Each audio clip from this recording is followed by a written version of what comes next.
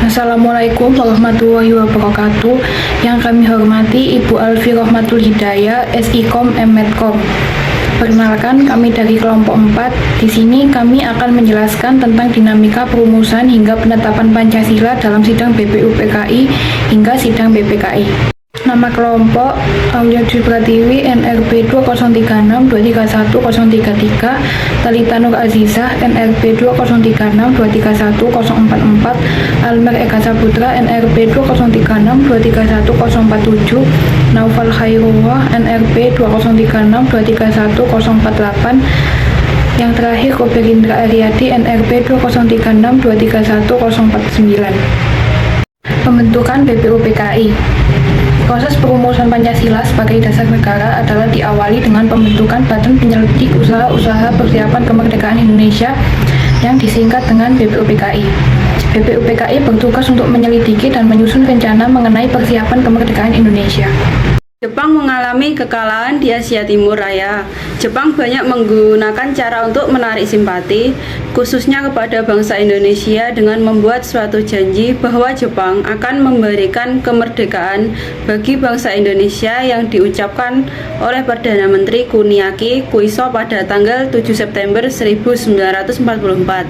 Janji yang ditawarkan adalah Jepang akan membentuk Badan Penyelidik Usaha-Usaha Penyiapan Kemerdekaan Indonesia atau BPUPKI, atau dalam bahasa Jepang dikenal dengan nama Dokuritsu Junbi Toho Sakai. Hari ini direalisasikan oleh Kaiso pada 29 April 1945 dengan jumlah anggota 62 orang, diketuai oleh Rajiman Wedio Diningrat. Sidang BPUPKI. Yang pertama, sidang BPUPKI pada tanggal 29 Mei sampai 1 Juni 1945. Sidang pertama BPUPKI membahas mengenai dasar negara Indonesia. Maka dari itu, para tokoh yang ada di dalam BPUPKI mengusulkan rumusan dasar negara yang memiliki banyak usul yang berbeda-beda dari masing-masing anggota. Usul mengenai dasar negara ini didasari pada sejarah perjuangan bangsa sampai pengalaman dari bangsa-bangsa lain. Namun intinya tetap berakar pada kepribadian dan gagasan besar dari bangsa Indonesia sendiri. Pada sidang BPUPKI ini, sejumlah tokoh pun menyampaikan gagasannya mengenai dasar negara. Muhammad Yamin mengusulkan sebagai berikut. Yang satu, ketuhanan yang Maha Esa. Dua, kebangsaan persatuan Indonesia. Tiga, rasa kemanusiaan yang adil dan beradab. Empat, kerakyatan yang dipimpin oleh hikmat, kebijaksanaan dalam permusyawaratan atau perwakilan. Lima, keadilan sosial bagi seluruh rakyat Indonesia. Dan Supomo mengusulkan sebagai berikut: satu, persatuan. Dua, kekeluargaan. Tiga, keseimbangan lahir dan batin. Empat, musyawarah. Dan lima, keadilan rakyat. Sedangkan Soekarno mengusulkan sebagai berikut juga: satu, kebangsaan Indonesia. Dua, internasionalisme atau peri kemanusiaan. Tiga, mufakat atau demokrasi. Empat, kesejahteraan sosial. Lima, ketuhanan yang berkebudayaan.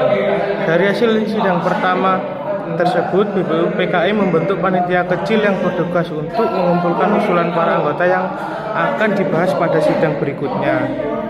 Dan panitia kecil itu beranggotakan ada Soekarno, Ki Bagus Hadikusumo, Wahid Hasyim, Muhammad Yamin, Sutarjo Karto Hadikusumo, A.A. Maramis, Oto Iskandar Dinata, dan Muhammad Hatta.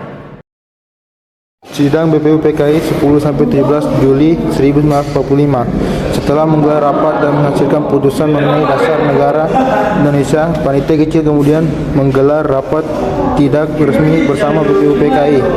Rapat tersebut hanya diikuti oleh 38 anggota BPUPKI di kantor besar di Jawa Hokokai.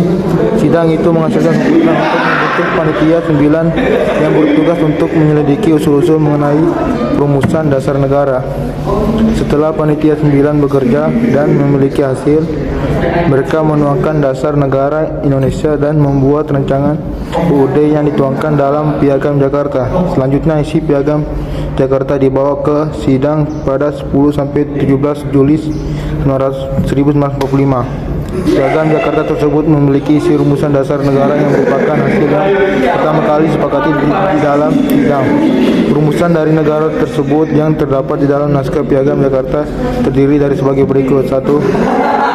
ketuhanan yang wajib menjalankan syariat Islam bagi pemeluknya. 2. Kemanusiaan yang adil dan beradab. 3. Persatuan Indonesia. 4. Kerakatan yang dipimpin oleh hikmat kebijaksanaan dalam permusyawaratan perwakilan.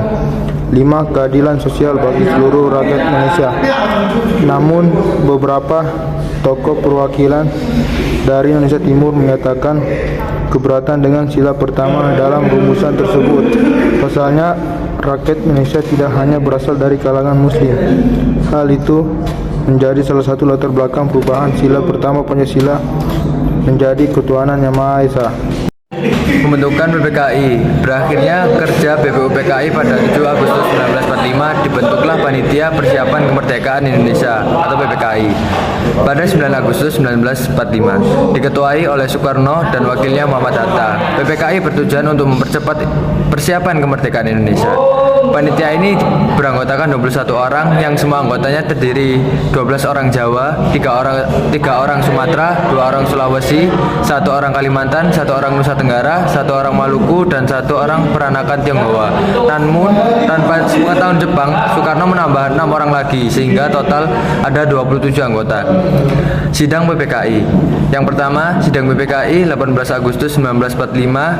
Sidang pertama PPKI dilakukan pada tanggal 18 Agustus 1945 dengan agenda mengesahkan Undang-Undang Dasar 1945, memilih dan mengangkat Insinyur Soekarno-Hatta dan Insinyur Soekarno sebagai Presiden Indonesia dan Dr. Muhammad Hatta sebagai wakilnya.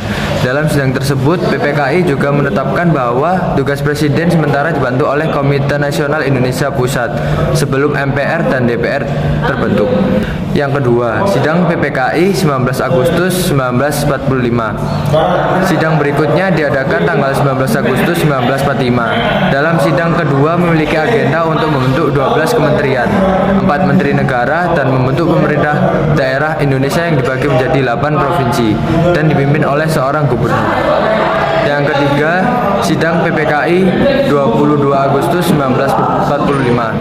Dalam sidang terakhir 22 Agustus 1945 membahas pembentukan Komite Nasional Indonesia, Partai Nasional Indonesia, dan Badan Keamanan Rakyat. Untuk anggota BKR merupakan himpunan bekas anggota PETA, Senendan, Heiho, Kebodan, dan lainnya. Sekian presentasi dari kelompok 4. Mohon maaf apabila terdapat kesalahan kata. Terima kasih. Wassalamualaikum warahmatullahi wabarakatuh.